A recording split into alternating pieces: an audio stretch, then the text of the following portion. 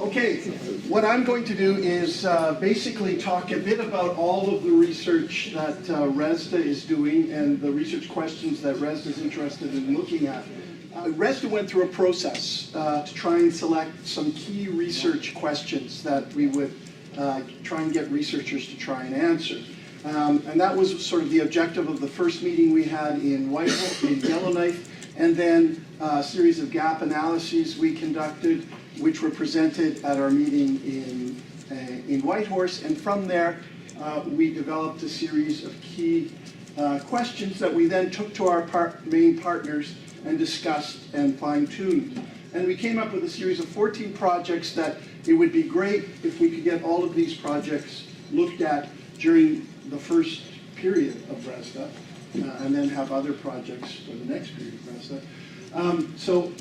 Many of these projects you're going to be hearing from now, but I'll try and go through some of the ones that you won't be hearing about.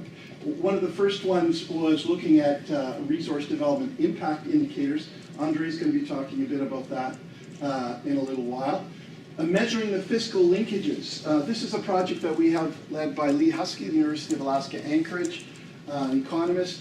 And it's very much what you heard from John yesterday, looking at where the money goes and seeing if there's ways that communities can sort of stop some of the leakages that are happening and try and keep more of the funding in the community. So in this particular project, we're looking at some mines in the Yukon, and then hoping to look at the stuff that John's been doing in Labrador as well, if possible. So that's one of the projects we've started.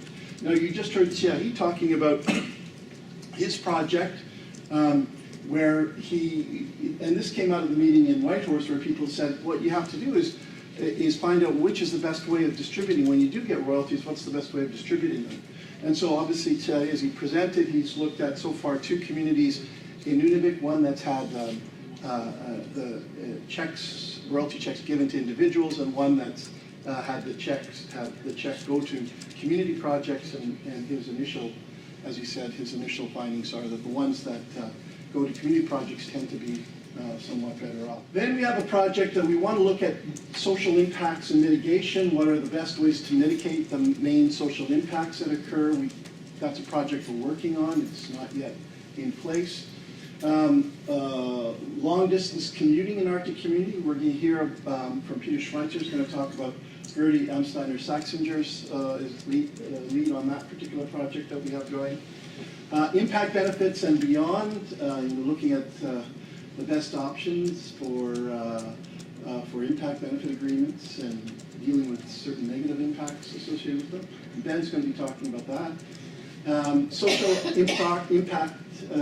and economic impact assessments. We're looking at we want to look at the different regimes that exist and see which ones work in the best interest of communities. Educational and training benefits. This is a new project that we hope to be up and running fairly soon. Is what's the best examples of resource-related employment, training, and education programs. Community well-being and resource development. This is very central to this project, which is led by Brenda Parley. She's assembled a large team of researchers, including people like Chris Fergal, who's done work here in Labrador, to look at well-being and resource development. Traditional knowledge and resource development. This came out of one of our gap analysis that was done by Henry Huntington in Alaska. And we want to know what's the best examples of traditional knowledge use in resource development. We're still working on setting up that particular project. This is a project that we're doing in partnership with Nunavut Tungavik, the best practices in industry, government, and community relationships. And that's being led by Francis Abel. We want to look at, what's the best example of situations where the community's happy with what's been going on. Gender and resource development in the North. We're going to hear a little bit about that from Suzanne Mills later on. How can resource development enhance gender equality instead of make it worse? And then finally, the environmental impacts of resource development, looking at how environmental impacts can best be mitigated to the benefit of communities, and Aaron will be talking about that. So that's my brief presentation for the rest of this particular panel. Oh, there's a project that I didn't mention, I sort of said, I must have missed it, is resource development and subsistence activities. Harvey Lemna has started a project looking at those instances, the best instances where resource development has actually supported subsistence activities. So he's trying to tease out from the available information, you know, how can resource development increase and enable communities to continue to do subsistence activities. So that's another project.